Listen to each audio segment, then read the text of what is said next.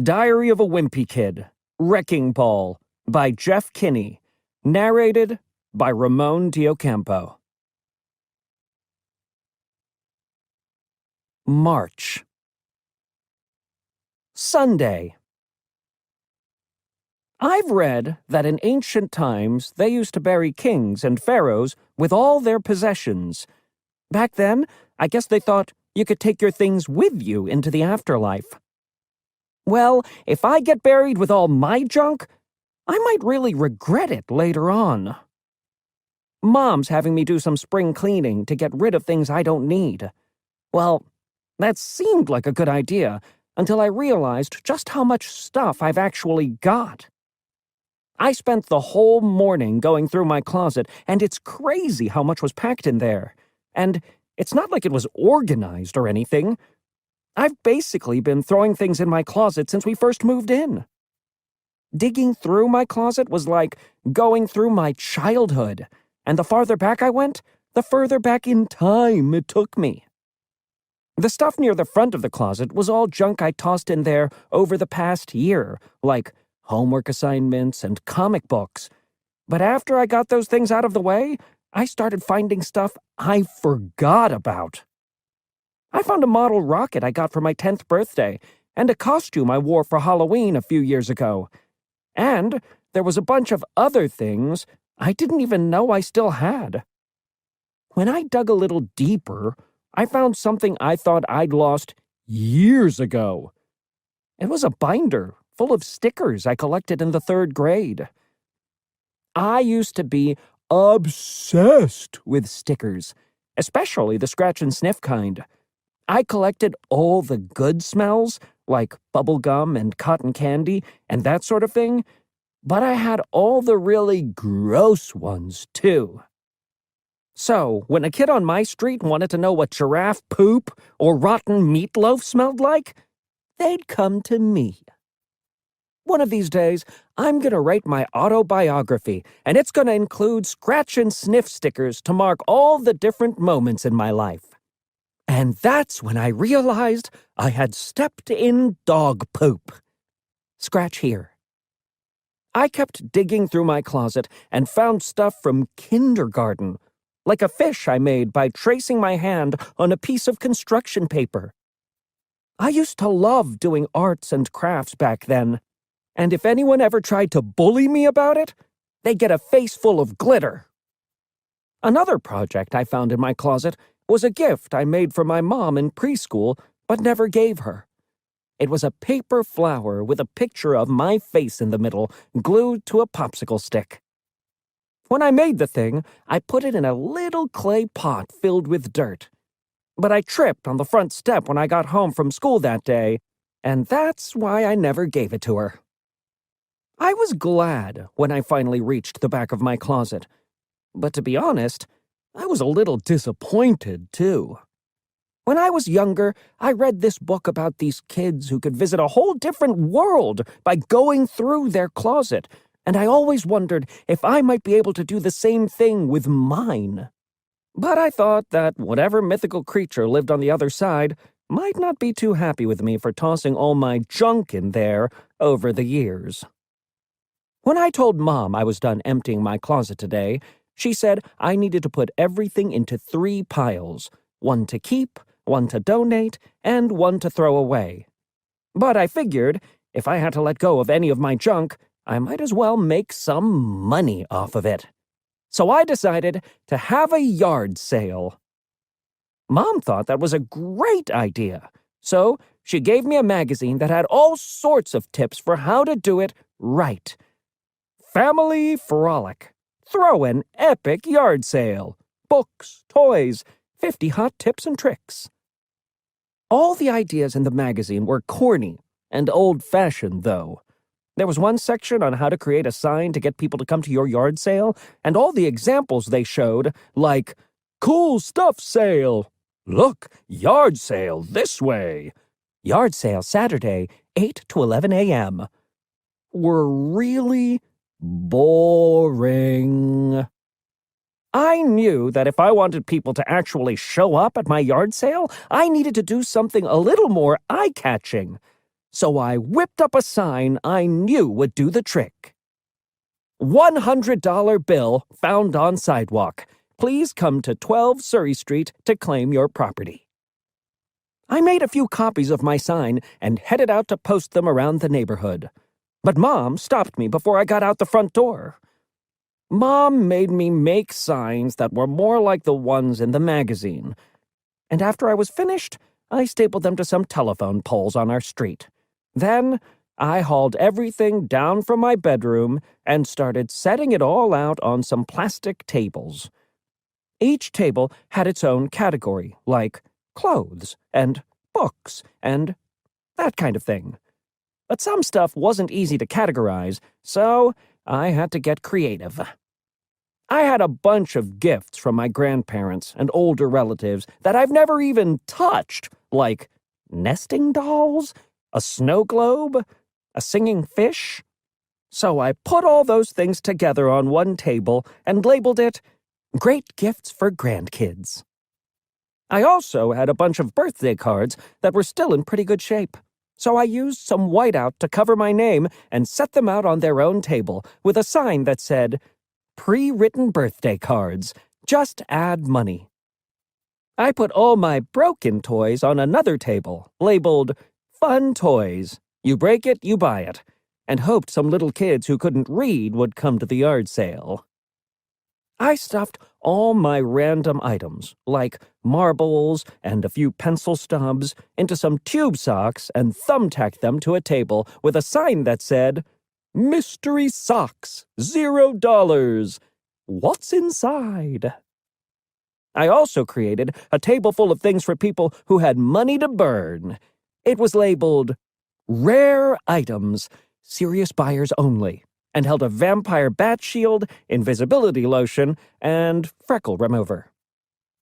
I put all my old arts and crafts projects on their own table just in case some kids needed a gift for their parents but didn't want to put in the time. While I was finishing up, Mom came outside to check out my yard sale, and she seemed pretty impressed. But she said I should hold on to the things I made myself, since that stuff is really special. I told Mom that if she wanted something, she could always buy it herself. So she offered me $3 for that paper flower I made for her in preschool. Mom seemed pretty eager to have that thing, and I could tell it was worth more than $3 to her. So I told Mom it was all hers for 10. I guess I pushed my luck, though, because she went back inside without buying anything. While I waited for customers to show up, I started getting a little nervous. I realized all my stuff was just lying out in the open, and I had no way to stop people from stealing it. So I called my best friend, Rowley Jefferson, and asked him to come down and be my theft prevention officer. But Rowley said he was supposed to do something with his dad this afternoon, so he couldn't help me with the yard sale. I told him I'd promote him to theft prevention manager, and he'd even get to wear a badge. Luckily, that did the trick. As soon as Rowley got to my house, he started asking about that badge. All I could find was my old firefighter costume, but that seemed to make him feel important. Rowley asked what he was supposed to do as the theft prevention manager, and I said mostly he needed to walk around and crack his knuckles to make sure nobody got any funny ideas. But Rowley wasn't paying any attention to my instructions because he was distracted by a table that had a bunch of birthday gifts he'd gotten me over the years. I'm pretty sure Rowley's mom picks out my presents, since they're always things that help you learn. And they're all still in mint condition because I haven't actually opened any of them. Like Science Lab, smart fun for bright young kids. I don't know what made Rowley madder. The fact that I was selling this stuff, or the sign I put on the table that read, Gifts for Nerds. Rowley said I couldn't sell those things because they were gifts. I told him they were mine, so I could do whatever I wanted with them. And then we got into a big tug-of-war over the magnet fun set. That's when our first customers started to arrive. I told Rowley we could argue about this later, but for now, we needed to act like professionals. At first, just a few people showed up, but after a while, a lot more came. And when they started checking out my stuff, I went into sales mode. The craftsmanship on this porcupine is remarkable. One lady seemed interested in a collector's coin I got from my uncle, but she complained that it was dented. So I thought fast and told her the reason it was dented was because it stopped a bullet in World War II. She didn't seem to believe me, though. Probably because the coin was dated last year. I spent a lot of time trying to close that deal, and I started worrying that people were stealing behind my back. Unfortunately, my theft prevention manager was totally useless because he was busy playing with a magnet set. I told Rowley he'd better start doing his job, or he was going to get fired. But Rowley said it wasn't a real job anyway, because he wasn't getting paid.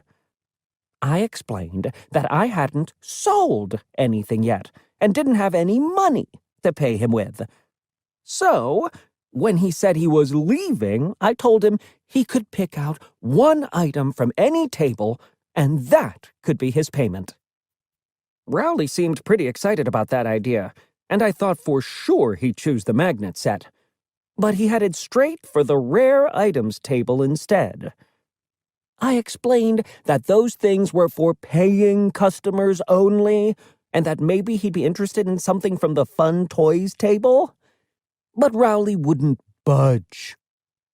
Eventually, he settled on the vampire bat shield, and I was okay with that because it was really just a broken umbrella. But now Rowley was so worried about bats that he couldn't concentrate on his job. While Rowley was fooling around with his stupid umbrella, I thought I saw a guy take an action figure from the collectibles table and stuff it in his pocket, so I ran over to deal with him. But the only things in the guy's pockets were some used tissues and car keys. I was glad I was staying alert, though, because I headed off a major disaster. A pickup truck pulled alongside the curb, and some guy from Whirly Street started piling my stuff into the back. I asked him what he was doing, and he said that since tomorrow was trash day, he thought the stuff by the curb was up for grabs. But I didn't have time to explain the concept of a yard sale to this guy, because all of a sudden, I had an even bigger problem to deal with. It started to rain, and everyone was heading back to their cars. I was worried I might never get this many people to come to a yard sale again, and I wanted to sell something to make all the effort worth it, so I went around and marked down the prices on every item. Then, it started really raining, and I knew I was going to have to do something drastic. I threw a bunch of stuff into boxes and offered even bigger discounts. But by then, it was too late anyway. I knew that if I didn't get my stuff inside, it was all gonna get ruined. So I asked Rowley to keep his umbrella over my most valuable items while I ran everything else into the garage. But Rowley wasn't any help at all. He said his shift had just ended, and it was time for him to go home. So, I was on my own. I tried carrying a box of comic books into the garage, but by now, the box was soggy, and the bottom gave out. It took me about 100 trips to get everything into the garage, but I probably shouldn't have even bothered, because most of my stuff was already ruined. I figured I could still make one sale, though. I told Mom that paper flower was all hers for $3. Unfortunately, by then she'd changed her mind. Wednesday. I'm actually kind of glad nobody bought anything from my yard sale the other day, because if I ever get famous, that stuff is gonna be worth a lot more money than I was asking for it. I'd feel pretty dumb if I sold one of my old homework assignments for 50 cents and then someone auctioned it off later on for a few $1,000s.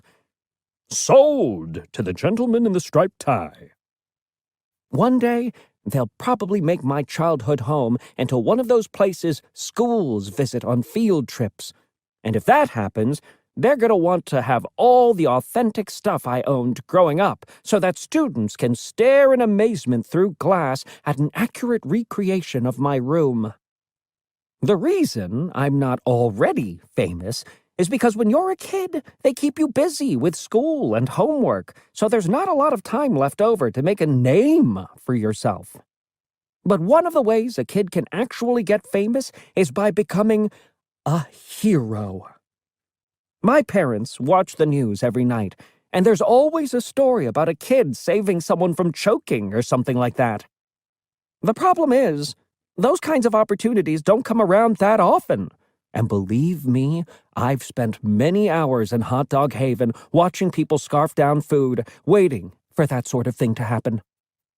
But I've gotten kind of tired of waiting, so I decided to try and create a situation where I was guaranteed to be a hero. I figured if I saved someone from a dog attack, they'd make a statue of me and put it in the town park, which would be pretty cool. Rowley didn't seem so sure about my idea when I explained it to him, but when I said he'd be a part of the statue too, he changed his tune. I didn't tell him that he was going to be the one the dogs would attack. So I got some bacon out of our refrigerator and had Rowley stuff it in his pockets. Then we went around the neighborhood looking for some dogs. I banged on a trash can lid with a wooden spoon to get their attention. We did attract some dogs, but they weren't the kind I was looking for. They were too tiny and friendly. Rowley got so nervous about the dogs following us that he ate the uncooked bacon, which I've heard can be really bad for you. So I told his parents what happened, and they took him to a doctor just to be sure. I guess I saved Rowley's life after all, which does sort of make me a hero, if you think about it. But I don't know if that's really the kind of thing they make into a statue. I mean, who would want to look at a statue of me explaining to Rowley's parents that he's sick on the ground because he'd eaten raw bacon? Maybe I'm thinking too small with this statue idea anyway. If I do something really big, they'll make my birthday into a national holiday. That would be pretty awesome, because then everyone will get the day off from school and work, and they'll have me to thank for it. The thing is, whenever there's a day off from school for a national holiday, I never even think about the person it's named after. I just hope that on my holiday, people will spend the whole day reflecting on my life and reading books about me to their children. But with my luck, they'll just use it as an opportunity to sell furniture or something. It's the Greg Heffley Weekend Holiday Sale, with prices so low it's crazy! April.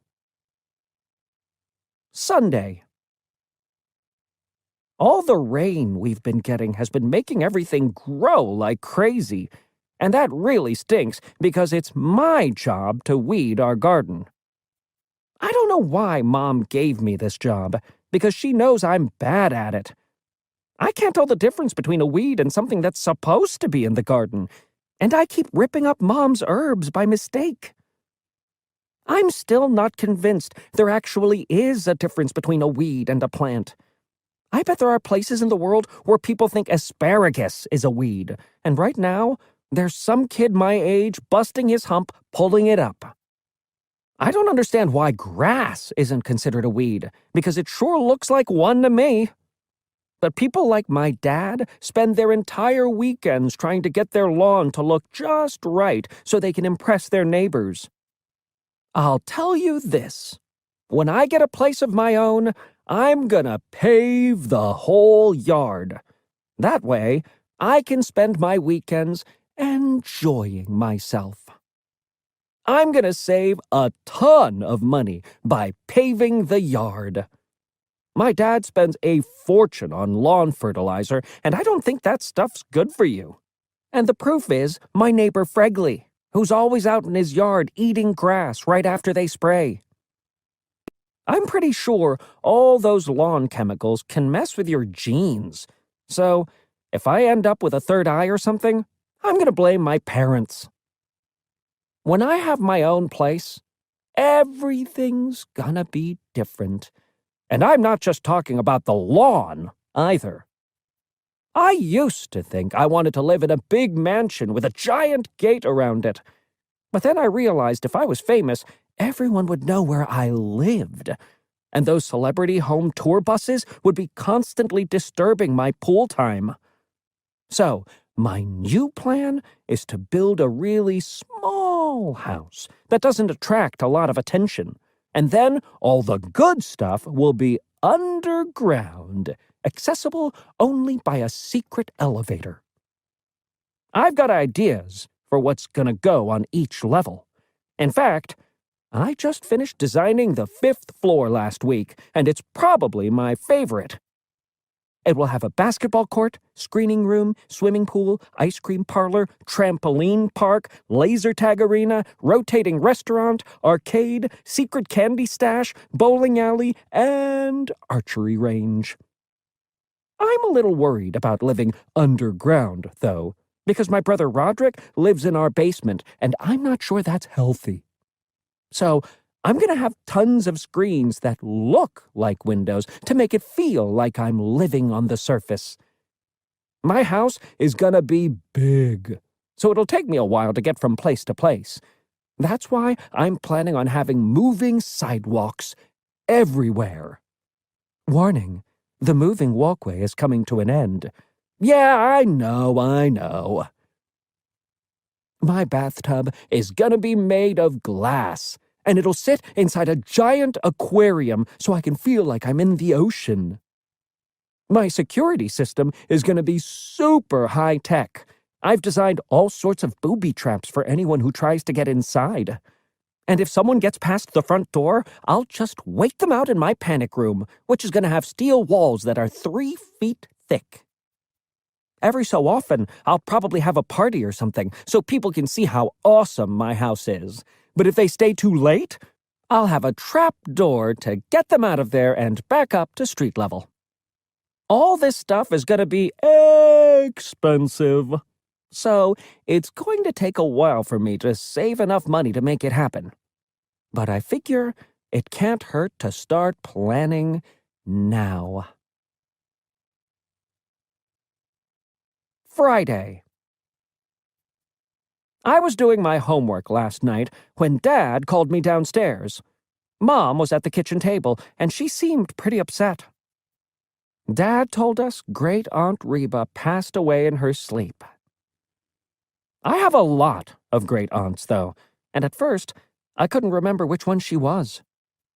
Mom reminded me that Aunt Reba was the one who used to send me angry letters when I forgot to write her thank you notes for my birthday money, and then I knew exactly which one she was. I guess Manny remembered Aunt Reba, because he seemed pretty upset she had died. So tonight, Mom read him a book she read to me when Meemaw passed away. Preston Platypus Says Goodbye. Mom has a whole shelf of these Preston Platypus books, and each one covers a different topic. She'd pull one out every time I'd have to deal with something new.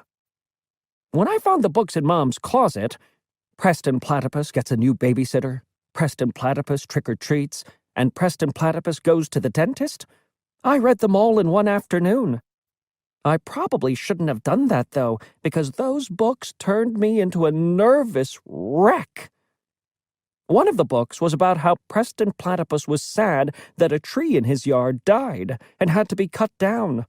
Well, when my parents said they needed to take down a dead tree in our yard, I was a total mess. So my parents decided not to chop it down. But then, a few weeks later, the tree fell in a windstorm and took out half our deck. The Preston Platypus books all follow the same basic formula. At first, Preston's worried about something, and then his mom tells him things are going to be okay, and she turns out to be right. I guess the reason I kept reading those books was because I always hoped there would be a big twist at the end, and then I'd be disappointed when there wasn't. So, I started coming up with my own endings to the books. And when Mom saw that I drew a picture of Preston getting pushed into the lion pit in the back of Preston Platypus Goes to the Zoo, she took me to see a counselor. Saturday. Today was Aunt Reba's funeral. Mom said we had to go because Aunt Reba didn't have much family, so we needed to show our support. She told us we all had to wear black to the funeral, but when Roderick came out wearing the outfit he wore to his last rock concert, Mom made him go back inside and change. That's why we were 15 minutes late to the funeral. When we got there, the service had already started, so we just stood in the back behind a crowd of people. I'd never been in a cemetery for that long before, so I felt a little nervous. That's because Roderick always says that when you go by a cemetery, you need to hold your breath so you don't swallow a ghost. Well, I held my breath for as long as I could today, but there was no way I could make it through the whole funeral. I just hope I didn't swallow any ghosts, because middle school is hard enough without being possessed by a person from the 1600s. Some of the tombstones had quotes on them, and that got me thinking about what I want written on mine. Hopefully, I'll say something really wise right before I die, and they'll carve my last words onto my tombstone. But I'll probably say something really dumb, and they'll use it anyway. Heffley. Does this have chickpeas in it? Because I'm allergic to chickpeas. I've got a lot of questions about what happens to you after you die. For one thing, I want to know how you look in the afterlife. If everyone's appearance is frozen when they pass away, then heaven probably looks a lot like Leisure Tower's retirement home. I want to know what you wear up in heaven, too. If you're stuck in the clothes you had on just before you died, I seriously hope nothing bad happens to me on Halloween, so I won't be eternally dressed like a clown. I'll tell you this. I want to stay alive for as long as I can. But I wouldn't want to live forever. Whenever you see a movie about someone who becomes immortal, there's always a catch that totally ruins it. The good news is you're gonna live forever. Great! The bad news is you're a vampire and you have to drink people's blood to survive. Dang it. Plus, you can't go outside in daylight. When a person is immortal, they always have to hide it from everyone else. I guess if people know you can't die, they treat you like a monster or something. But if I was immortal, I wouldn't even try to hide it. In fact, I'd mention it every chance I could. Make sure you fasten your seatbelt. Yeah, well, I can't die, so whatever. In school, we learned about the world's religions and how everyone believes different things. In some places, they believe that when you die, you get reborn as someone else. Some people think you can come back as a totally different creature, like an animal or an insect or something. And what you come back as depends on if you were good or bad. Well, that actually makes me a little worried, because I've done a few things in my life I'm not that proud of. And if plants have feelings, then I could really be in trouble. Hopefully, there's still enough time for me to make things right, because I seriously don't want to come back as a dung beetle in my next life. Mom told us Aunt Reba didn't have a lot of family, but she did have lots of friends, which would explain why there were so many people at her funeral. Well, I'd better start adding some new friends myself, or I'm not going to draw much of a crowd when it's all over for me. At my funeral, it's just going to be Old Man Rowley and a crow. Caw! When the service ended today, everyone started to leave. I thought I'd recognize some people, because I know that Aunt Reba had a couple of sisters who were still alive. But I didn't see anybody I knew, which was weird. Mom seemed confused, too. When the crowd thinned out, we made our way to the gravesite. The gravestone read, Robert Law. And that's when we figured out we'd been at the wrong funeral. By the time we got to Aunt Reba's grave, the ceremony was over and everyone was already gone. All I can say is, I hope Aunt Reba was looking down from heaven and having a good laugh about us missing her funeral. But from what I remember about her, she wasn't really the type of person to have a good laugh about anything. Monday. During dinner tonight, Mom said we needed to have a family meeting. And family meetings are never much fun. Mom told us Aunt Reba lived a really humble life in a small apartment, but that she had been careful with her money and made some really smart investments. Well, I had no idea why Mom was telling us all this. But then came the big news. Mom said that Aunt Reba left all her money to her family, and it took me a second to realize that included us. Apparently, when you find out this sort of news, you're not supposed to act happy about it, because I guess that's disrespectful to the person who passed away. But nobody told us kids that. After Mom got us to stop dancing and settle down, she said we needed to have a serious discussion about what to do with our inheritance. I already knew exactly how I was going to spend my share. A yacht. I'd call it the Thanks Reba. Roderick said he wanted to use his share to buy a tour bus for his band, Loaded Diaper, and Dad wanted to buy some really expensive figurines for his Civil War diorama. Manny wanted to use his money to fill up his bedroom with chocolate pudding, for some reason. But Mom shot down everyone's ideas. She said we were making this decision as a family, and whatever we did with the money was going to have to benefit everybody. Then she told us her idea, which was to use the money for home improvements. Everyone else thought that was a really boring idea. But not me.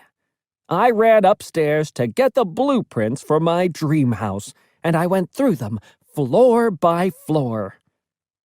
But Mom said the money Aunt Reba left us wouldn't even pay for the ice skating rink I designed for the second level. So I tried out some of my less expensive ideas, like the couch with a built-in toilet. Press, flush. Ah. Mom wasn't crazy about those ideas either. She said she was thinking about using the money for an addition. Well, that sounded like a great idea to me. I figured if we added 2 more stories to the top of our house, then everyone in the family could have their own floor. Roderick wanted to make the addition into a recording studio, and Dad wanted to make it all glass so he could show off his Civil War diorama to the neighbors. Manny had his own idea for what to put in the addition, but I think it was mostly just the chocolate pudding thing again. Of course, Mom didn't like any of our ideas, and she said she had a totally different plan for what the addition should be. Mom said she's always wanted a bigger kitchen, and she was really excited to use the money for that. None of us really liked that idea, though, and we kept brainstorming other things we could put in there. But now, Mom was mad. She said she was the only person in the family who ever sent Aunt Reba a thank you note for anything, so she was going to decide how to use the money. And for some reason, that was the end of the conversation. See, this is why leaving your relatives money is a bad idea. All it does is make everyone miserable. I'm not planning on leaving any money behind when I go. I'm going to spend every last cent, even if it's just on an insane amount of movie theater popcorn, so there's nothing left for people to fight over. I can guarantee that me and my brothers are gonna fight over whatever inheritance we get from Mom and Dad, and I'm already worried that I'm not gonna get my fair share. That's because when I first learned to write my name, Roderick made me sign a bunch of pieces of paper. And who knows what kinds of things I agreed to back then. I promise to give Roderick all my money. Signed, Greg. Roderick says he's the firstborn, so he'll get our parents' house and all their money, too. But I don't think it works like that anymore. After all, this isn't a monarchy. If he's right, though, then I'm glad I'm the second in line and not the third, because Manny's got no chance at getting any money with 2 older brothers in front of him. And that's the reason I always watch my back around that kid. May. Saturday. The great thing about this edition is that it gives me something to brag about to Rowley on our way to school. I told him how our new kitchen is going to have granite countertops and a tile floor and brand new appliances. But instead of getting jealous, he acted happy for me. So I don't understand what kind of game he's playing. Rowley's house is newer than ours, and it's a lot bigger, too. And that's not right, because Rowley's an only child, so he doesn't even need all that room. Back when Rowley first moved in, I told him we should trade houses to make things more fair. Rowley thought that was a good idea. But unfortunately, his dad didn't. And I think that's what got me and Mr. Jefferson started off on the wrong foot.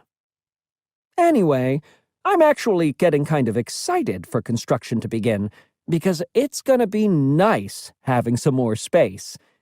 But I guess they've got to do a bunch of paperwork before they can get started for real. Dad wants to fix a few things around the house before construction begins anyway, and he wants me and Roderick to help him. Dad says once me and Roderick get our own places, we're gonna have to know how to do repairs ourselves. I keep telling Dad that by the time we're his age, we won't have to fix things ourselves, because there will be robots to do all that by then. But he never seems to want to hear it. Whenever Dad tries to teach me how to do something new, I always have trouble following along. A couple of weeks ago, he showed me and Roderick how to change a tire. But I guess I lost interest and started to play video games when he started talking about lug nuts and air pressure. Dad was frustrated I wasn't paying attention, and he asked me what I'm gonna do if I ever get stuck on the side of the road with a flat tire. I told him I'm planning on buying a whistle, and I'll just blow it if I ever need help. I guess that was the wrong answer, though, because since then, Dad's been on my case to learn how to do things for myself. Today, Dad said he was going to teach me how to snake a drain, which didn't sound like fun to me. And when I found out it was a plumbing thing, I got scared. I've had a fear of plumbing ever since I was a little kid. It's all because I overheard Mom talking to Dad outside my bedroom just after we moved in. The grout in this bathroom is really nasty. What I didn't know then was that grout is the gritty stuff between the bathroom tiles. But when Mom said that word, it put a picture in my mind of a demon. The grout. Since I'd never seen the grout, I figured it must hide in the pipes whenever I walked into the bathroom, so that made me nervous around faucets and drains. I was scared that one day the grout was going to grab one of my ankles when I was in the shower and pull me down the drain. And I didn't feel safe in Mom and Dad's bathroom either, because I figured the grout could just slither through the pipes and get me in there if it wanted to. I thought maybe I could at least stop the grout from getting out of the faucets by blocking them. So one day, I went around the house putting balloons over all of the nozzles. Which turned out to be a pretty dumb move, now that I think about it, because Roderick just used them as water balloons. I knew I needed a way to defend myself if the grout ever came after me while I was using the bathroom. And I found the perfect weapon in the cabinet underneath the sink. a grout gun. From then on, if I was in the bathroom, I was armed. But later, I started to worry that the grout might slip out of the bathroom and get me in my bedroom. And a few times, I was sure it was actually right there in the room with me. But when I woke up in the morning, the grout was gone, and there would just be a pile of clothes on a chair in his place. Finally, I told Mom I was too scared to sleep alone because I was afraid of the grout. Mom thought the whole thing was hilarious and showed me what grout really was. Then she told me that a monster is only real if you believe in it, and if I stopped thinking the grout was real, it would disappear. I realized that was exactly what the grout would want me to think, and I wondered if the grout was actually pretending to be Mom. So from that point on, I kept my bedroom door locked, just in case. "Greg, let me in. I've Cut up some orange slices for you. sweetie." It sounds like Mom, but who can be sure? Eventually, I guess I did stop believing in the grout. Well, at least until today, when Dad unclogged the drain and pulled out a glob of hair, and for me, that's all the proof I needed. I spent the rest of the day locked in my room. And that was where I planned on staying, at least until Dad took my door off the hinges with a screwdriver. I didn't even know you could do that. So, Dad should be happy, because he actually taught me something new today. Sunday. This morning, Dad woke me and Roderick up early and told us we had to go with him to the home improvement store. He said he had a day of chores lined up for us, and we needed to get some supplies. It's been a while since we went to the home improvement store, and the last time we were there, we got kicked out. That's because Manny used the toilet on the display floor. Dad went off to find stuff to fix the washing machine, and he sent me and Roderick to get some other things, like wood stain and paintbrushes. I'll tell you this. If there's ever a zombie invasion or something like that, I'm heading straight for the home improvement store, because the rakes and hoes and chainsaws in there can do some serious damage.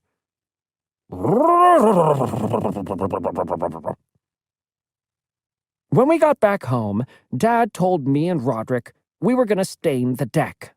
He said we'd have to paint around the hot tub since it was too heavy to move. Honestly, I wish we never got the hot tub, because that thing has been nothing but trouble. This winter, the hot tub almost killed me, not once, but twice. One night we had a big storm, and the strap holding down the hot tub cover came undone. So Dad told me I had to get out there and fix it. After I got on all my winter gear, I went outside to deal with this thing. The cover was flapping around like crazy, and it wasn't easy trying to wrestle it back down. And just when I thought I had it, a big gust of wind came and blew the cover clear off the deck. Whoosh! But I was still holding on to the cover, so I went flying with it. If there hadn't been 3 feet of snow on the ground, that would have been it for me. After I checked to make sure I didn't have any broken bones, I dragged the cover through the snow and up the stairs. And by the time I got to the top, I was completely exhausted. But that's not the end of the story. The hose Dad used to fill the hot tub was running down the stairs, and it was frozen solid. So when I stepped on the hose, I slid all the way back down to the bottom and almost broke my neck on the landing. Roderick's had problems with the hot tub, too. He used it all winter, but had a bad habit of falling asleep in it. So Mom would always have to make sure he wasn't still outside when she went to bed for the night. But one time, Mom forgot to check on Roderick before she went to sleep and didn't realize he was out there until the morning. It took something like 2 weeks for Roderick's skin to smooth out so he could stop looking like a prune. And during that time, his high school had their yearbook photos taken.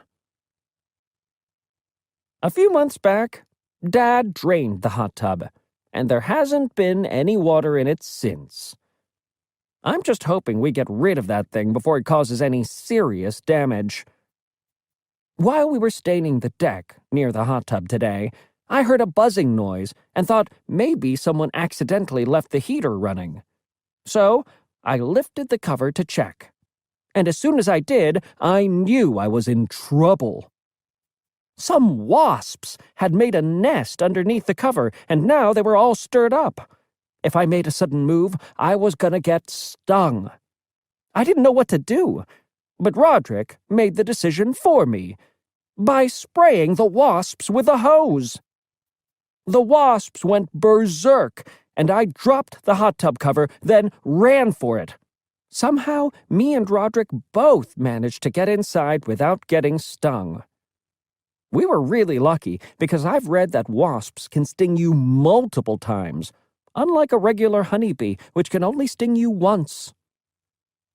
I wonder what it's like knowing that if you sting someone, you'd die.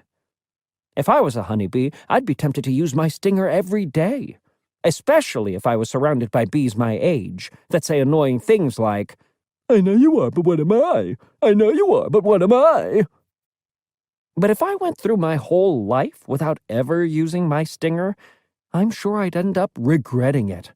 I'd be on my deathbed, haunted by all the annoying bees I'd never stung. No! This afternoon, Dad wanted to know why me and Roderick weren't still outside staining the back deck. Roderick told him about the wasps, but left out the part about spraying their nest with the hose. Then, Dad said he had another job for us in the front yard. He said the gutters were clogged and needed cleaning, so we had to go get the ladder out of the garage. Cleaning the gutters is my least favorite chore, because it's always me who has to climb up the ladder. Dad won't do it anymore, because the last time he did, he had a run-in with a squirrel and fell. Gah! So now Roderick won't go up the ladder either. He says the person who's the lightest has to do it, because they won't get hurt as bad if they fall. Roderick even drew a diagram to show me the science behind it. In his drawing, when we each fell from the ladder, his ow was written slightly larger than my ow. And if that was supposed to make me feel better, it didn't.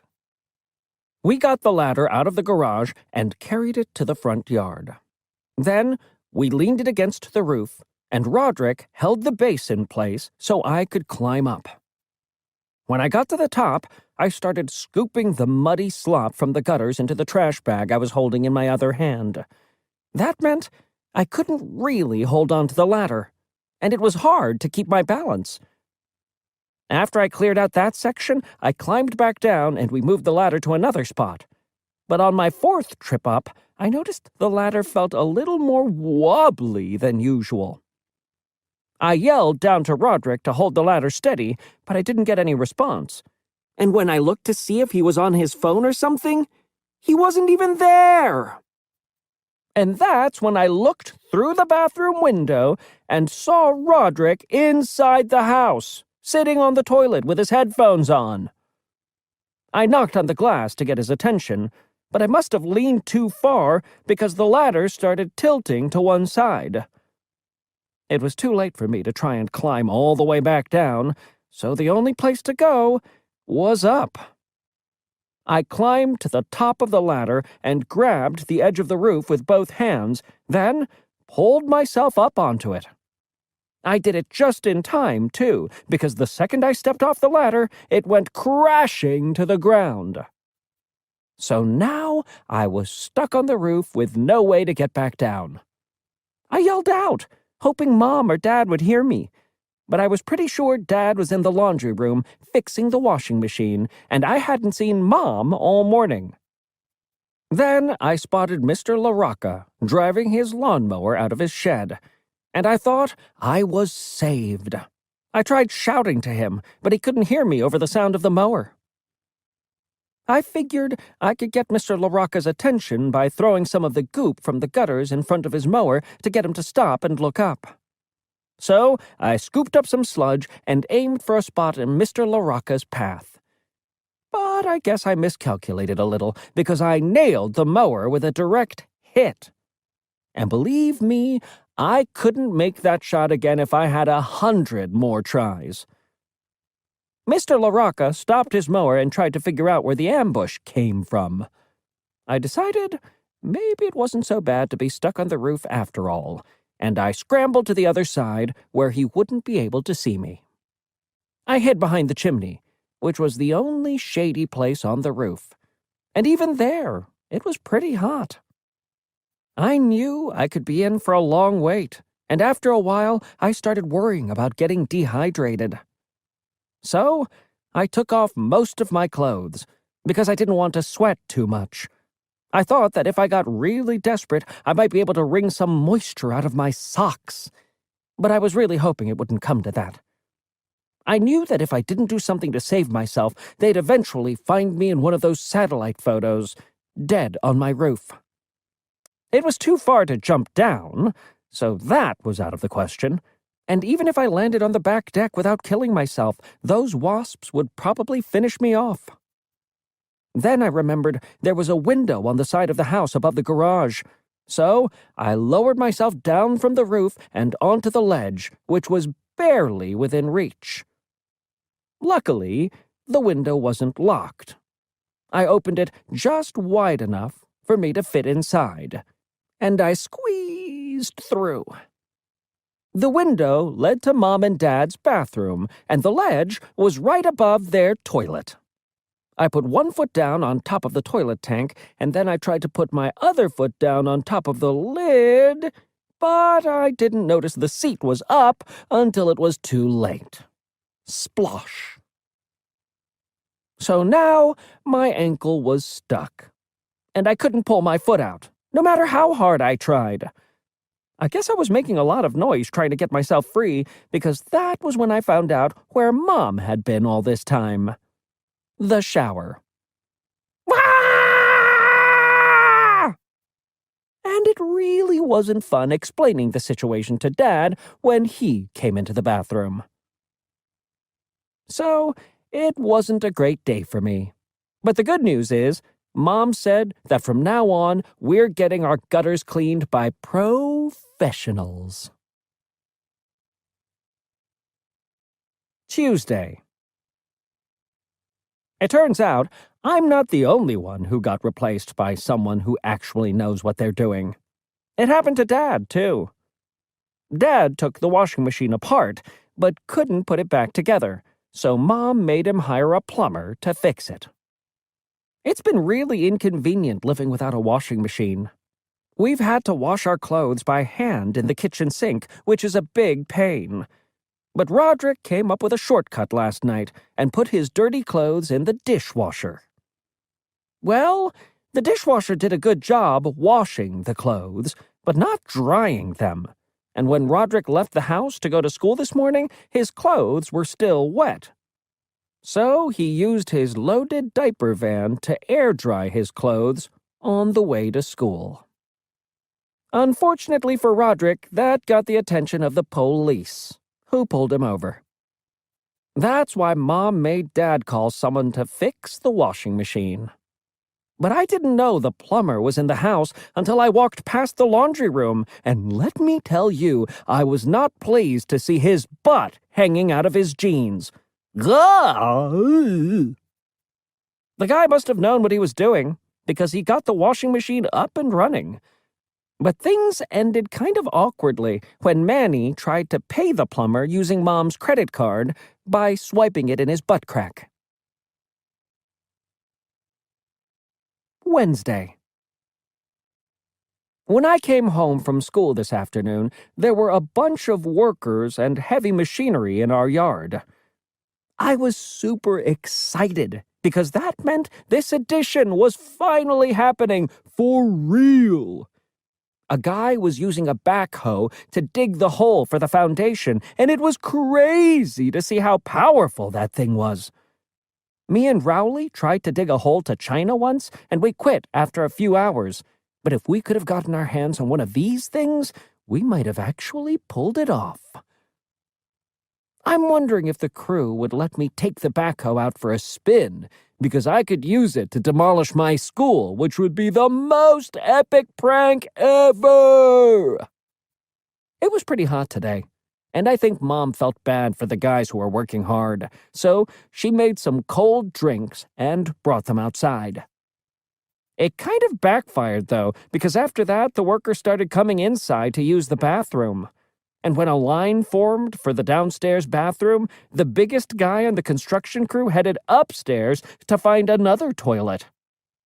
And that guy was carrying a magazine, so I got the feeling he wasn't heading up there to go number one. I wanted to try and stop him, so I pressed the test button on the smoke detector to set it off. Reep, reep, reep, reep, reep, reep. The workers all got out of our house pretty quick, but they weren't the only ones who thought there was an actual emergency. Manny thought so too, and when the smoke detector went off, he threw all his stuffed animals out his bedroom window, then hopped onto the pile. Mom and Dad weren't happy with me for the smoke detector thing, but I don't think they were crazy about the workers using our bathrooms either. So this evening, Mom ordered one of those porta potties for the work site, and now everybody's happy. Friday. Yesterday, the construction crew poured concrete for the foundation, and today they started framing the addition. I thought it was pretty cool seeing how everything was coming together. Unfortunately, Dad noticed that I was interested in what was happening outside, and that put an idea in his head. Dad said this project was a good opportunity for me to learn from real professionals and to pick up skills I can use down the road. I wasn't really on board with that plan, though. Most of those construction workers look like they've got really rough hands from working with all that heavy equipment. But I use all sorts of lotions and creams to make my hands nice and soft.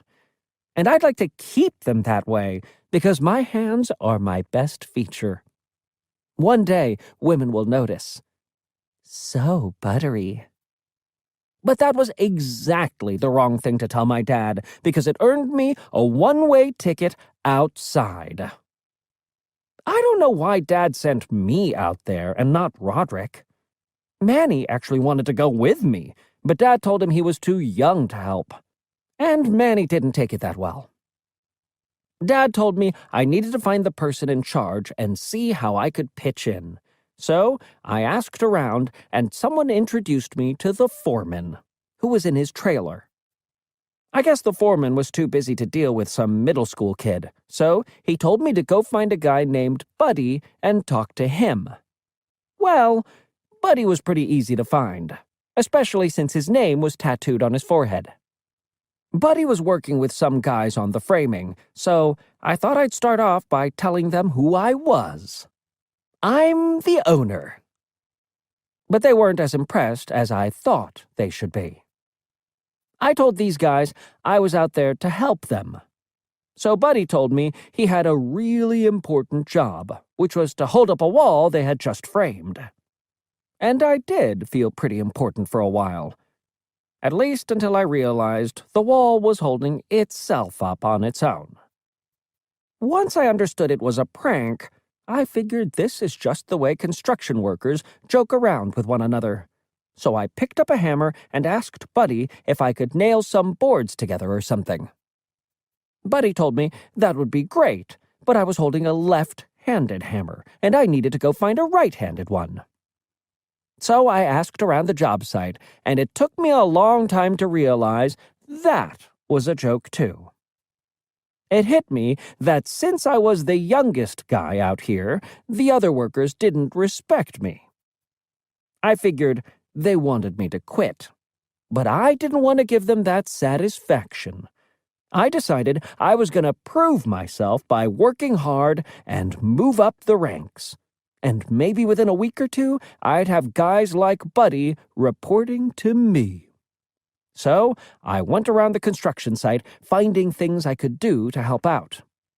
I filled some buckets with water for the workers who were mixing concrete, and I moved a pile of gravel out of the way when a truck needed to get through. By the time we broke for lunch, I was feeling pretty good about myself.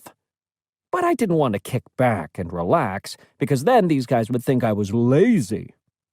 So when lunch got delivered, I went around the job site handing out everyone's orders. And that made me really popular. One guy named Luther was in the middle of mixing a batch of concrete, so I had to wait before I could hand him his meatball sub. And to be extra helpful, I unwrapped it for him so he'd be able to have it as soon as he was finished. But I wasn't being careful, and the meatballs slid out of the sub and into a bucket of wet concrete. Luther didn't look like the kind of guy who'd be happy about a meatball sub with no meatballs in it, so I tossed the rest of the sub into the bucket and backed away. And I'm glad I got out of there when I did, too, because when Luther accused Buddy of stealing his meatball sub, things got ugly. I snuck back to the house, then locked the door behind me. And when Dad asked me why I wasn't still out there working, I told him I was retired. Sunday. Things were really moving along with the addition until our neighbors started complaining. Mr. LaRocca had an issue with the noise because he works the night shift at a hospital and needs to sleep during the day. So Mom's been asking the workers to try and keep it down. But that's not easy to do when you're dealing with hammers. Can you please hammer more quietly? Our other next-door neighbor, Mrs. Tuttle, isn't happy about the addition either. Apparently, one of the workers rolled a wheelbarrow onto her property and trampled some of her flowers, and now she wants us to replace them. And it's not just our next-door neighbors either. Mrs. Rutkowski lives diagonally across the street, and I guess one of her cats got into our yard and stepped on a nail. So she told Dad he had to pay the vet bill. All this complaining is just slowing things down and making the project take longer. So the only person who's actually making any progress around here is Manny. He found a toy toolbox in the basement, and he took some scrap wood out of the dumpster. I'm not exactly sure what he's building in the backyard, but he's got the frame up, and it looks pretty impressive. The dumpster is definitely the best thing about this project. Whenever the trash can in my bedroom gets full, I just empty it into the dumpster, which is right outside my window. What's even better than that is how easy it is now when I have to put the trash out on Sunday night. It's my job to put trash stickers on all the bags, then take everything down to the curb. And that's a giant pain, especially when it rains. But with the dumpster, I don't even have to deal with the stickers. I can just chuck the bags straight in. Tonight, I made a pretty stupid mistake, though.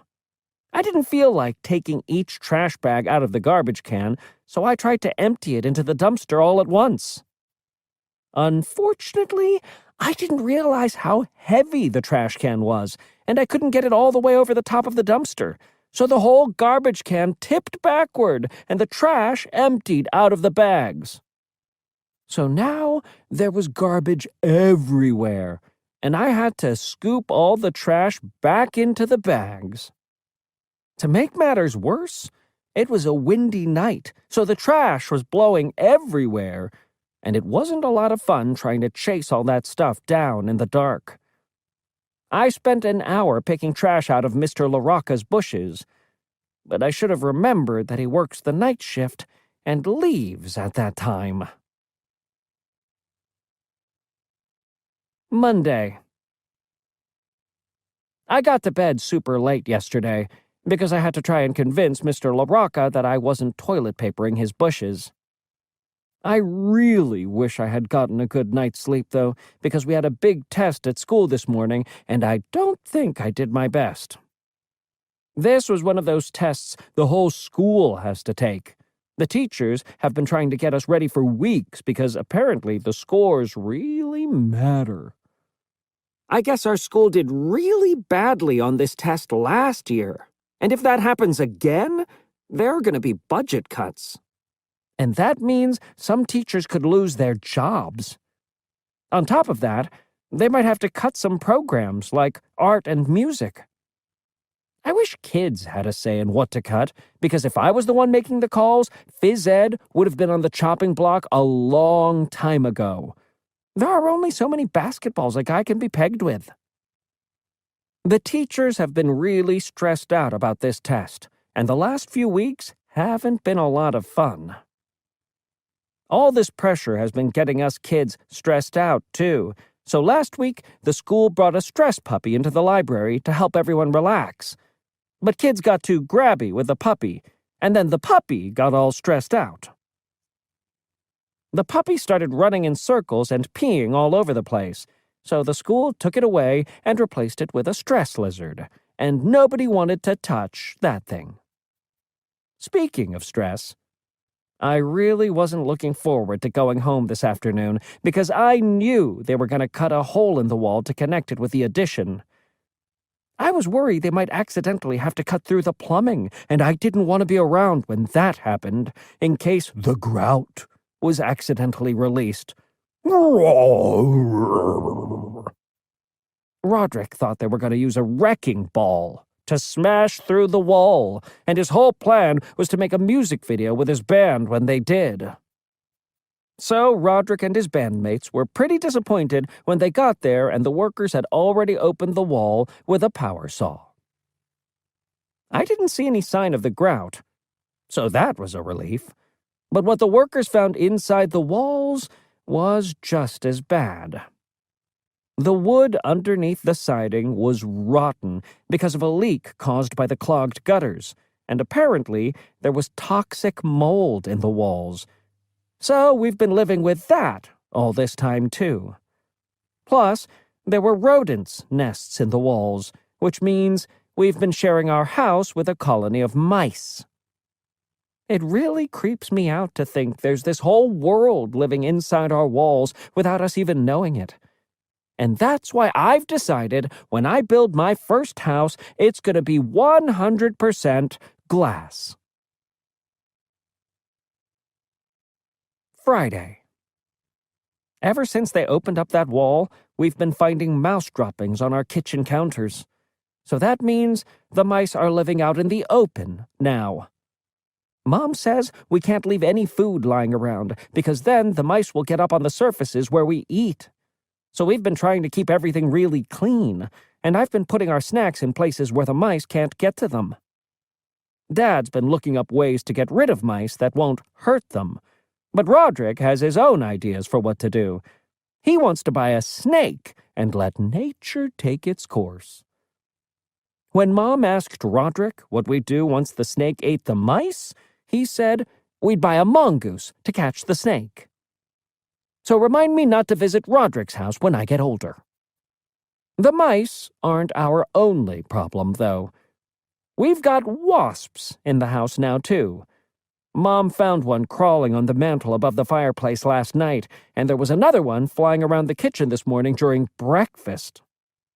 We can't figure out how they're getting inside because we've been keeping the windows shut, and we don't open the front door unless we have to. Mom thinks they might be coming in from underneath the tarp that's covering the side of the house, so she sent Dad out there tonight to make sure there aren't any gaps where they're getting through. But Dad wasn't happy about it because there was a thunderstorm. I would have helped him, but I was afraid of being struck by lightning.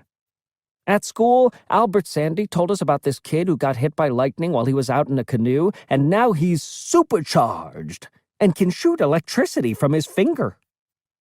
Well, everyone at my lunch table thought that sounded pretty cool. But I know that if it happened to me, everyone would just use me as a charging station for their personal devices, And the last thing I need is a bunch of kids plugging their chargers up my nose and into my ears while I'm trying to eat my lunch.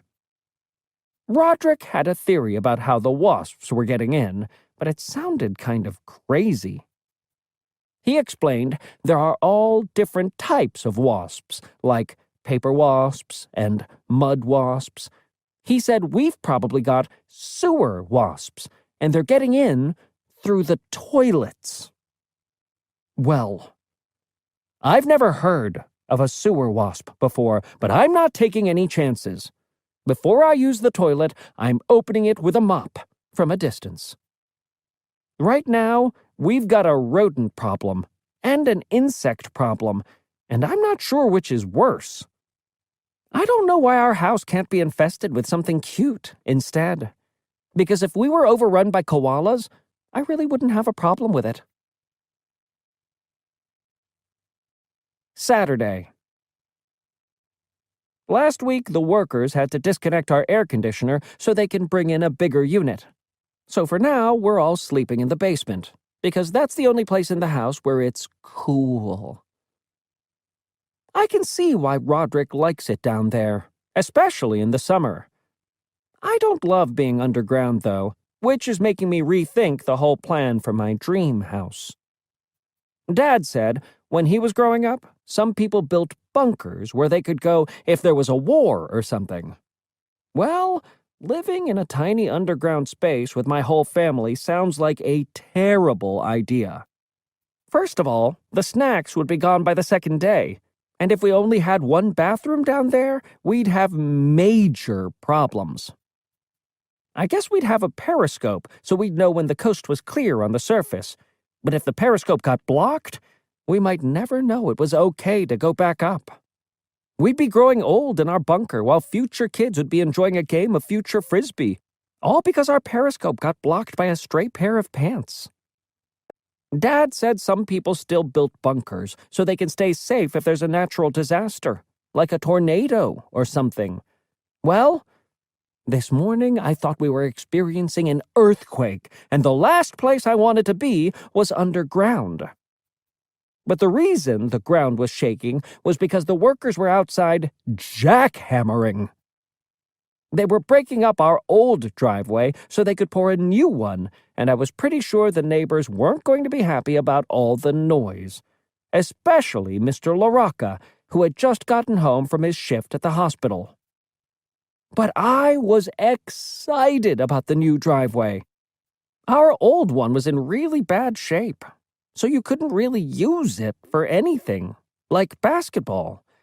And maybe that's what's been holding me back from becoming a professional athlete all this time.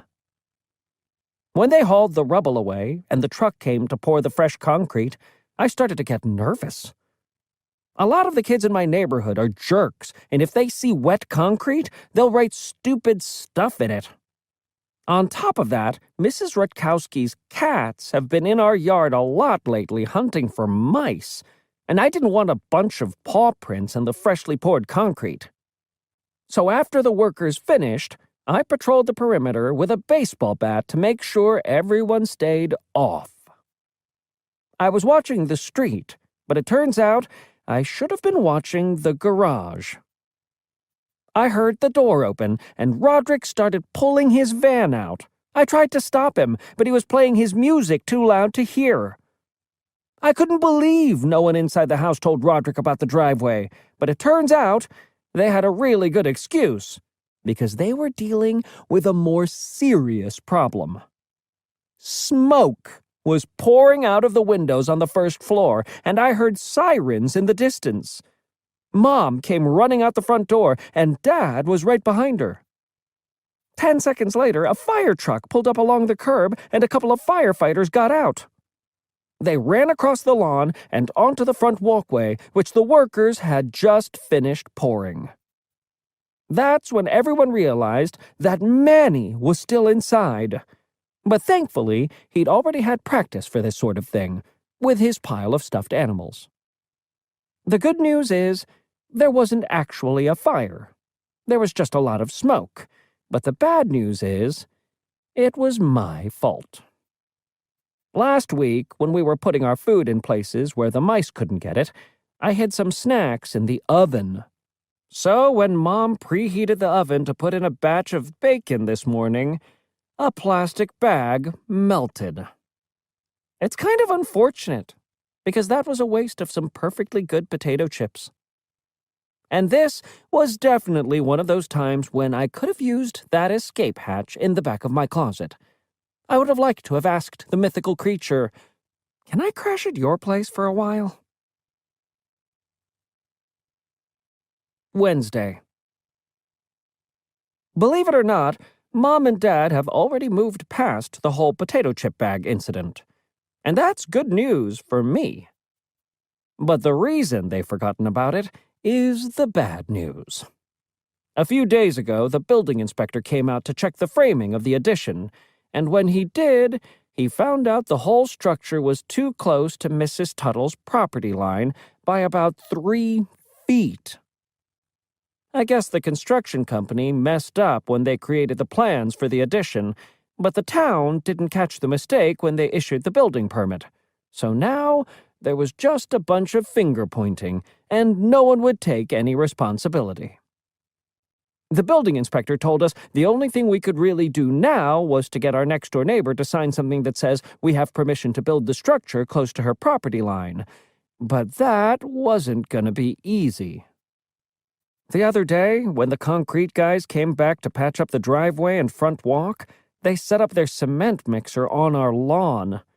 But I guess they forgot we were on a hill, because the mixer tipped over and poured fresh concrete right into Mrs. Tuttle's garden. So, when Mom and Dad asked for Mrs. Tuttle's permission to keep our addition where it was, she wasn't looking to do them any favors.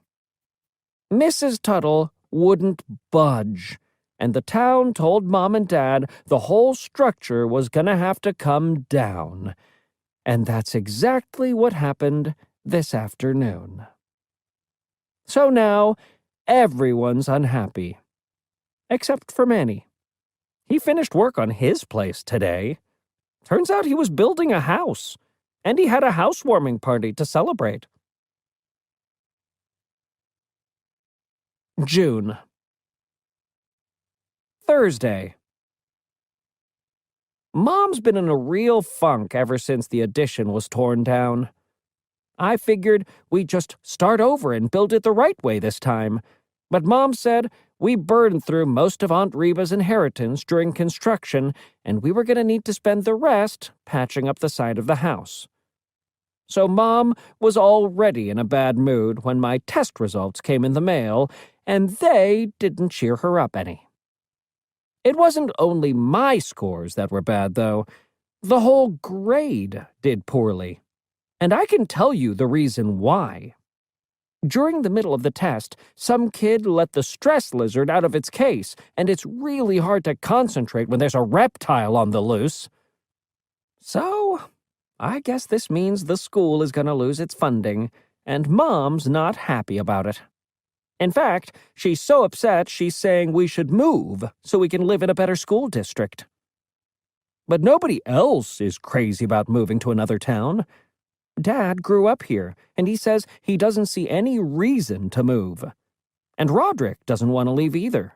He says his band is famous in our town, and he doesn't want to start over somewhere else. But I don't know how famous you can really be if your last concert was at a bowling alley. Roderick says he's never moving, and even if the rest of us moved out, he'd just keep living in the basement. And to be honest with you, I don't think Roderick would even notice if a new family moved in. I don't think Manny's going anywhere either. He just put in a sprinkler system, and his yard is really coming in nice. Truthfully, I didn't know how I felt about moving. I guess I'm okay with where we live now, but maybe it wouldn't be such a bad idea to start fresh somewhere else. The great thing about moving is that when you go to a new place, you can decide who you want to be. Maybe I could come up with a new look, and people would think I was a bad boy. I could even become a whole new person and tell everyone I'm a professional snowboarder or something. What are you doing this weekend? Shredding the gnar with stees, gapers. But maybe I could take it even further than that. I could pretend I'm from another country where they don't speak English. And then my teachers would be impressed when I picked up some new phrases. I are Gregory. Good, Gregory. It's actually kind of fun imagining a whole new life for myself in a different place. Back in elementary school, we used to play this game called MASH, which stands for Mansion, Apartment, Shack, House.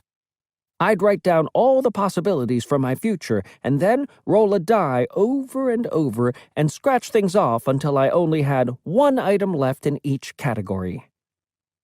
I actually found some of my old MASH sheets from the 5th grade in my closet a few weeks back. MASH. Home. Mansion, apartment, shack, or house. Location. Mountain, desert, jungle, or iceberg. Job. Doctor, zookeeper, plumber, or magician. Salary. $1 million, $100,000, $1,000, or $0. Wife. Holly, Becky, Aaron, or none. Number kids. 0, 1, 4, or 20. Whenever I played, I always hoped I'd get a perfect result. But even if I got a good choice in most categories, there would always be that one item that ruined everything. Like being a rock star with one kid and a pet cat, but I'd live on an iceberg. One of the reasons I liked playing MASH so much was that it was a good chance to hang out with the girls at recess. And the girl I liked the most back then was Becky Anton.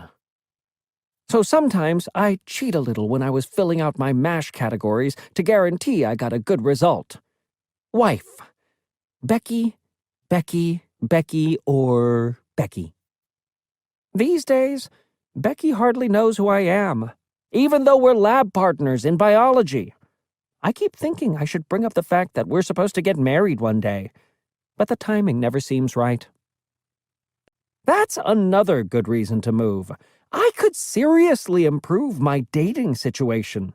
Because if there's one thing girls love, it's the new guy.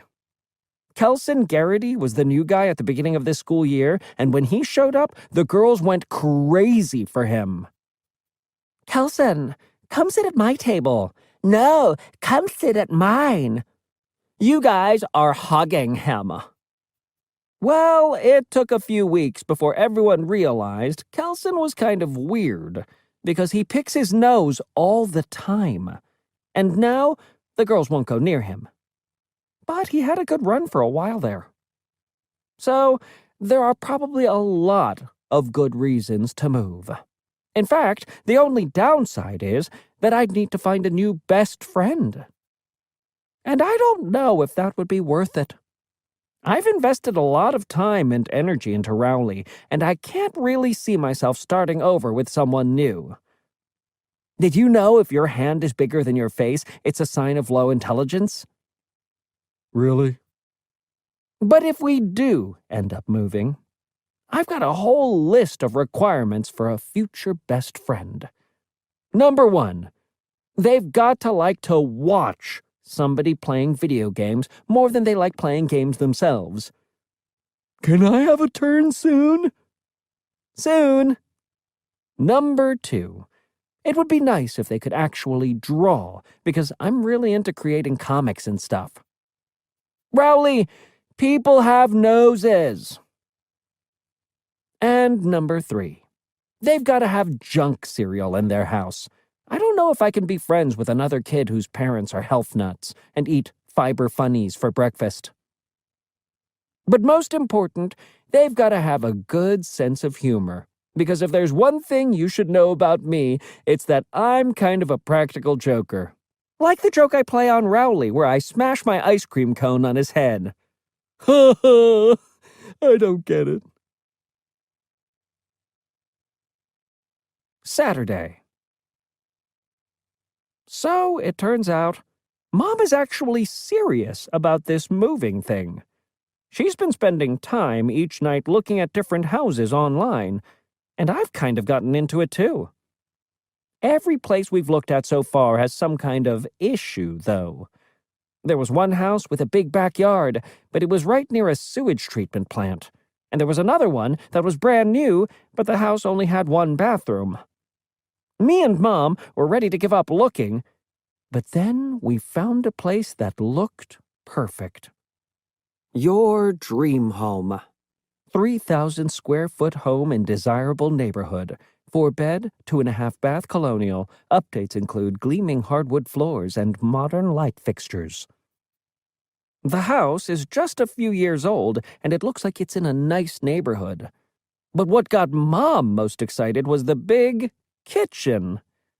Mom looked up the school system, and the test scores were pretty good. Then she called the realtor to find out when we could go see the place. The realtor said there was an open house this weekend, and we should drop by if we could. So this morning, Mom told everyone to get in the van to check the place out. Nobody else was happy about that, because like I said before, the rest of my family doesn't want to move. But when we pulled into the neighborhood, everyone started to change their tune. The realtor let our family in and showed us around the house, which was way nicer than ours, and the kitchen was even bigger than it looked in the pictures. But what really got my attention was the swimming pool in the backyard. Roderick and Manny must have spotted it before I did, because both of them were already out there swimming by the time I got down the back stairs. We've been trying to get Mom and Dad to put a pool in our backyard forever. They always tell us that the hot tub is just as good as a pool, but believe me, it definitely doesn't feel like the same thing when the whole family is crammed into the hot tub while Roderick does a cannonball into it. And this was an in-ground pool. We actually had an above-ground pool when I was younger, but it didn't even last a week because it collapsed from too many kids climbing in and it flooded the yard. The realtor showed us a few more features of the house, but she didn't need to because we were already sold. On our way home, everyone was super excited. Roderick said he's going to use the pool to do summer concerts, and it'll be a totally crazy scene every Friday night. I decided I'm going to charge people to come to our pool, but that I'll make exceptions for certain people, like cool girls. But Manny was the most excited of all. He's got big plans for the pool, too, and all I can say is it's going to take a lot of chocolate pudding to fill that pool. Monday. We had another family meeting last night, and this was a big one. Everyone's on board with moving to the new house, so that's great. Mom told us not to tell anyone yet, because we still have to sell our house so we can afford to buy the new one.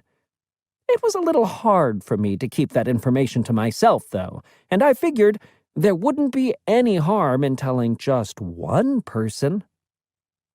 But maybe I should have told someone besides Rowley, because he didn't take the news too well. He burst into tears. I guess I could have eased Rowley into it instead of hitting him with the information all at once. I tried to make him feel better by saying we'd stay friends and that he could come use my pool on days when it wasn't too crowded, but that didn't seem to cheer him up at all. Hopefully, Rowley will come around, though, because I'm not sure I can deal with this kind of drama every day. After dinner tonight, Mom asked her friend, who's a realtor, to come over and help us sell our house. So we went from room to room, and Mrs. Ligari told us what we were going to have to change before we could put it on the market. She said we were going to need to replace our carpets, give everything a fresh coat of paint, and put new tile in the kitchen and bathrooms, and that was just for starters. Mrs. Ligari said that we'd have to take down our family photos because buyers like to imagine themselves living in the house. Well, That was fine with me, because there are some pictures of me as a baby that should have come down a long time ago. Then Mrs. Ligari told us that when we have an open house, we should lock the basement door so no one sees the mess Roderick's made down there. The last thing Mrs. Ligari told us is that most of our furniture is outdated, and we should probably just cover it up with sheets for the open house. I think that hurt Mom's feelings, and she said people would love her taste in furniture. But Mrs. Ligari said that if we didn't do all the things she recommended, she'd have a hard time selling our house. So Mom said, in that case, we'd sell the house ourselves, and she showed Mrs. Ligari to the door. I guess this means Mom and Mrs. Ligari aren't friends anymore. But that's okay, because we're moving soon anyway. Sunday. Mom wants to prove our house is great the way it is, so we're trying to sell it without making any big changes. The open house was this afternoon, but we spent the whole week getting ready for it. It was my job to write the description to post online, and I got a little creative to try and make it stand out. 4-bedroom house with 3 bathrooms in nice neighborhood. Home of former bank robber. Possible gold/rare coins buried under floorboards. We took photos of every room and posted those, too. The house was a mess when we took the pictures, though, so for every photo, we had to move loads of stuff behind the camera to make it look clean. The open house started at noon, and we really had to scramble to get everything nice and neat. We did the best we could and got out of there just before people started to arrive. But it was kind of hard sitting there doing nothing while total strangers were going into our house. Mom said none of the people at our open house actually knew we were the owners, so we could pretend to be checking the place out too. And that way we could listen in on what everyone was saying. Well, I thought that sounded kind of fun, so I went inside with Mom. But everyone else in the family thought it was a dumb idea and stayed back in the van. It turns out the spying idea was a mistake, though. Most of the people didn't have anything nice to say about our house, and it was kind of tough hearing all the criticism. The ceilings are so low. And these cabinets are in terrible shape. But I think Mom was taking it a little harder than I was, because whenever someone had something negative to say, she'd speak up. The wallpaper in this room is so tacky. Well, I'm sure whoever picked it out was trying her very best. Mom got so upset that she went back out to the van. But I stayed in the house because I wasn't comfortable with all these random strangers poking around our things. But not everyone was exploring the house. There were a bunch of men in the family room watching a football game, and from the look of things, they had helped themselves to our snacks. These guys were letting their kids run wild in our house while they kicked back and watched TV. So they were basically using the open house for free babysitting. Since these dads weren't watching their kids, it was up to me to make sure they didn't break anything. But I couldn't be everywhere at once, and I was upstairs chasing kids causing a mess out of our bathroom when there was a loud noise downstairs. It sounded like a kid tripped over the fridge or something, so I ran down to make sure nobody was hurt. But it wasn't a kid who made the noise. It was one of the dads. One of the guys went into the laundry room looking for more snacks, but that's where we were keeping all the stuff we couldn't hide anywhere else. So when he opened the door, it all came tumbling out. I guess the noise freaked out the other dads because they scooped up their kids and left in a hurry. So that was the end of the open house, and we didn't get a single offer. At dinner tonight, everyone was kind of bummed out. But while we were doing the dishes, there was a knock on the front door. It was a couple from out of town, and they said they couldn't make it to the open house in time.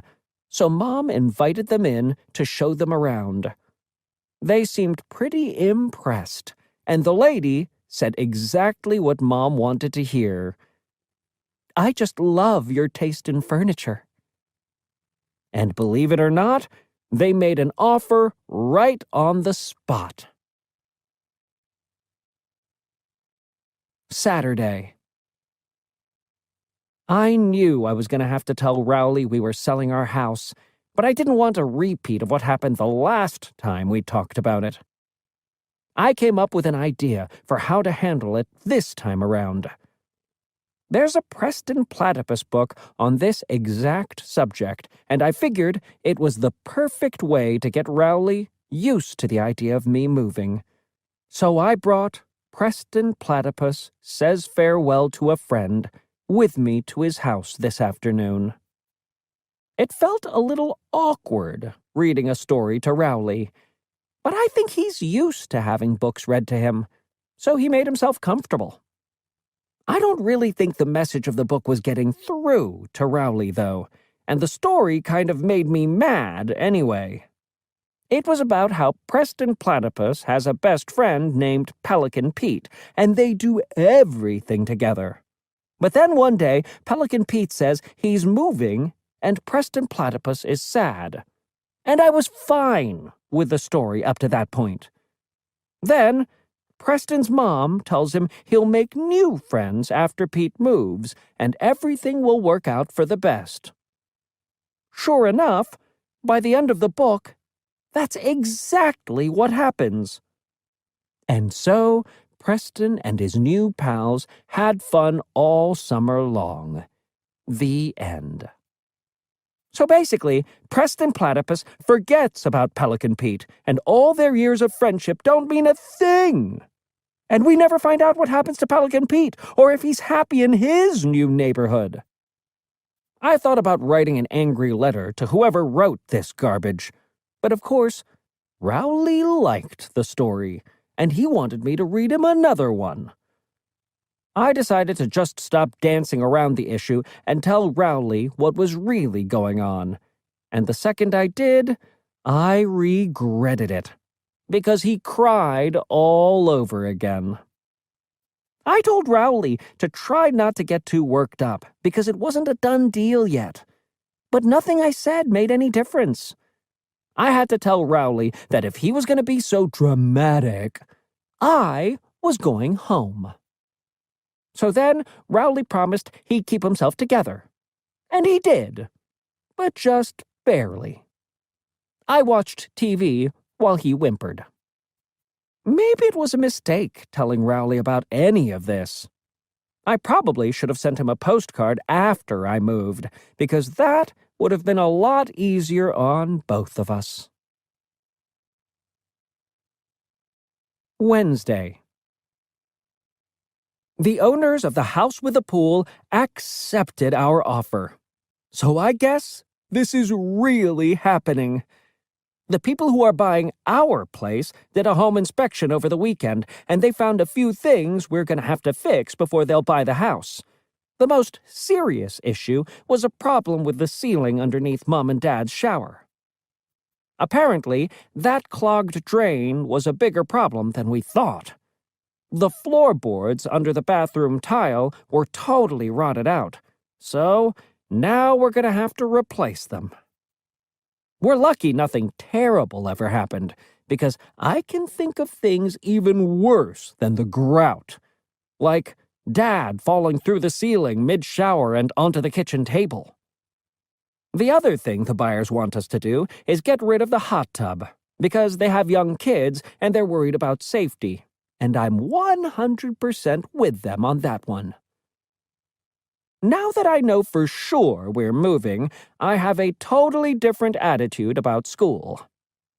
Since it's almost summer, I asked Mom if I could skip classes for the rest of the year. But she said if I don't go to school, they could throw her and Dad in jail.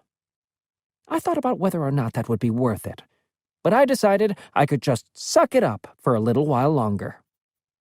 I realized that next year I won't be going to school with these kids, And that's what gave me the courage to finally tell Becky Anton that I liked her. So during biology, I told Becky I'd had a crush on her ever since 5th grade. But Becky went straight to the teacher, and 5 minutes later, I had a new lab partner.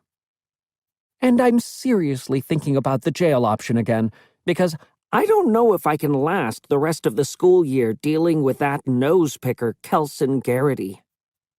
That's not even my worst problem, though.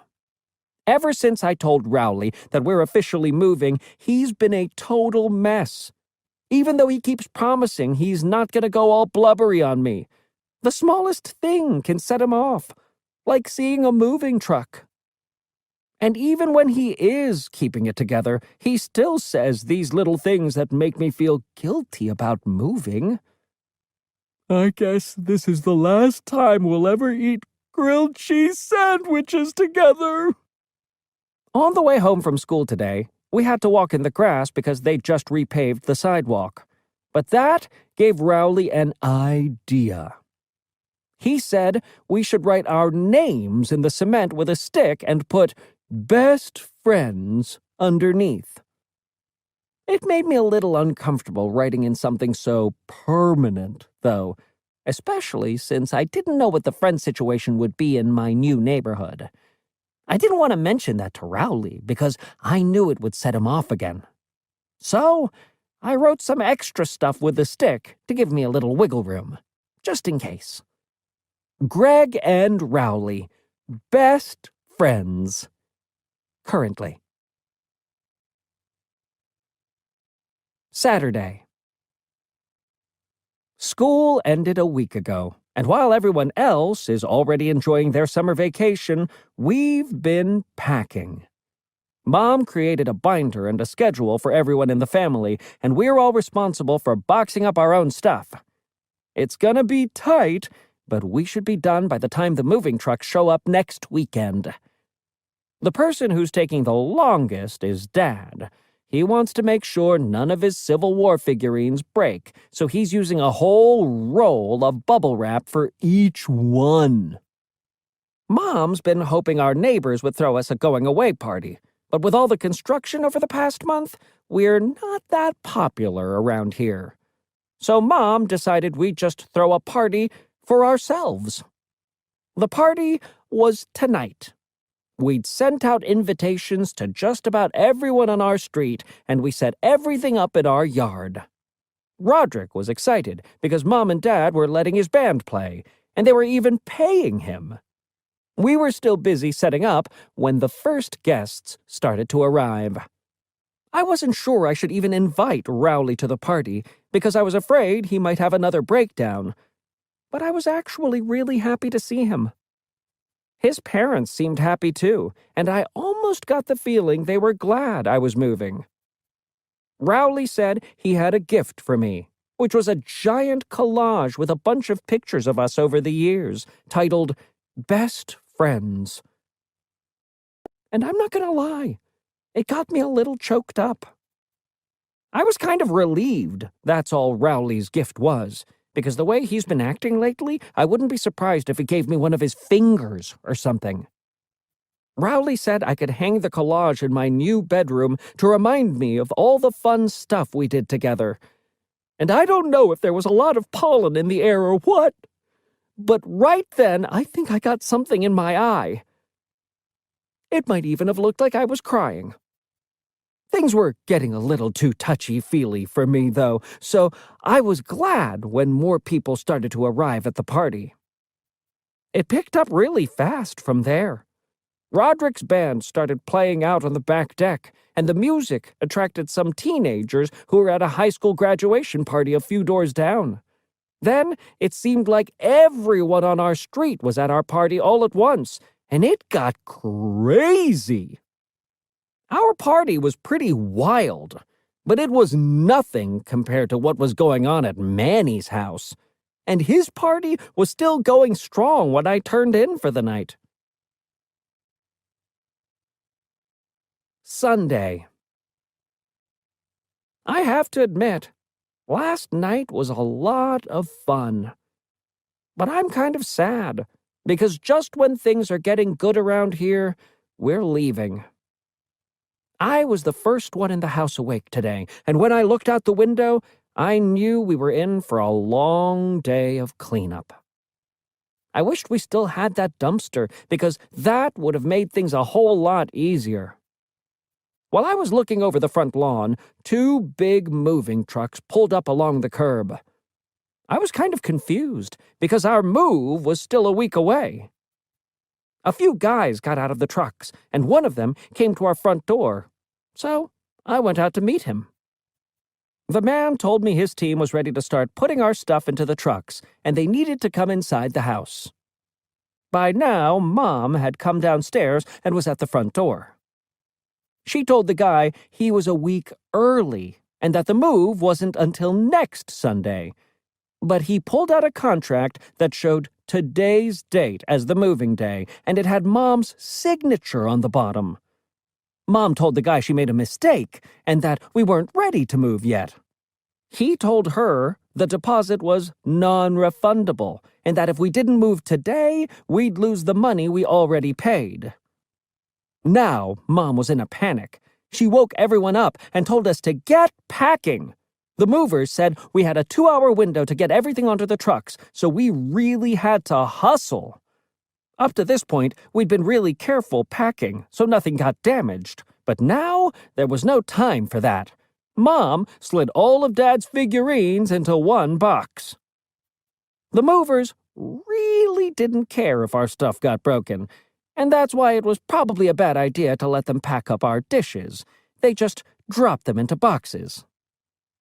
Mom asked the movers to just focus on the furniture instead, and they went down to the basement to start there. Then, someone rang the doorbell. It was the guy we hired to take the hot tub away, and his crane was parked in our front yard. With everything else going on at the house, this was pretty